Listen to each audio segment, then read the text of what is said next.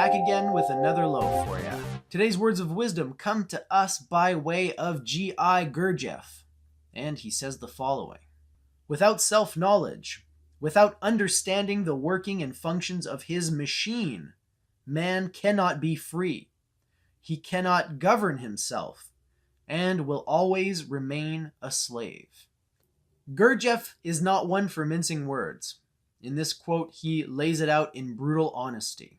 If you do not know yourself, if you do not learn the way the mind works, and the way it influences the way your body works, and the way your emotions interact with all of this, if you don't understand how behavior is formed through conditioning, and how you can actually condition yourself, then you're going to remain a slave. It might seem that you're a slave to external forces, but in reality, the only way these external forces can enslave you is through that thing you don't understand, the mind. See, when you understand the mind and you begin to channel your energies into mastering it, then you realize that the only way anything external can control or influence you is through the mind. Nothing outside of you can actually force you to do anything. Even under the threat of death, you can choose to do what you want to do. Ultimately, this might lead to your undoing, of course, but it's a choice that you can make when you understand the machine that you've been given. That's how Socrates was able to drink the hemlock. He was given an out. He was told to confess to crimes he never committed. That's all he had to do.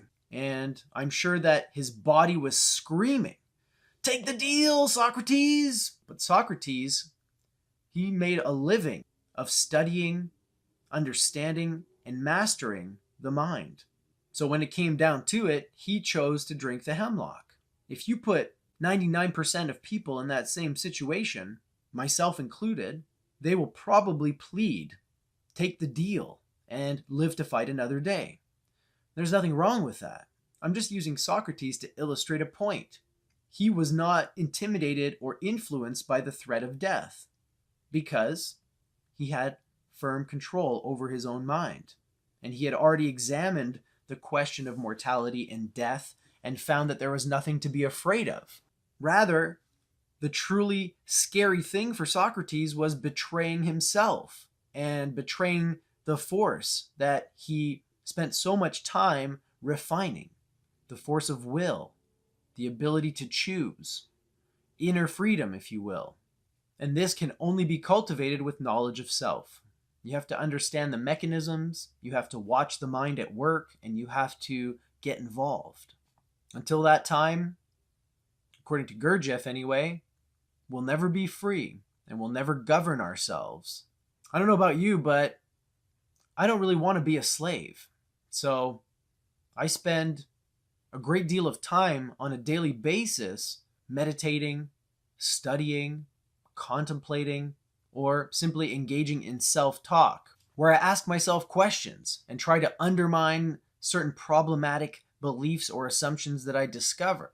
I spend a lot of time doing this because that's the only way that I can feel like I'm in control. It's the only way that I can regulate my emotions and steer my reactions in a direction that is more productive and conducive to my goals. If I just go on autopilot, I will revert back to the old patterns that drove me for nearly 30 years of my life, and I have no desire to return to that lifestyle. So for me, this is part of my practice. It's part of my rituals. I have to do it, not because someone told me to, not because people will think less of me if I don't, but because that's the only way to be free and to remain free. The mind and the ego, they're always just waiting for you to slip up, slack off, take your eyes off the road for 1 second, and then, boom, you find yourself in some strange place. No idea how you got there. Great message from Gurdjieff. Big fan. And I hope that this is the message you needed to hear today. If not, come back tomorrow and maybe I'll have a better message for you. Until then, live well, my friends.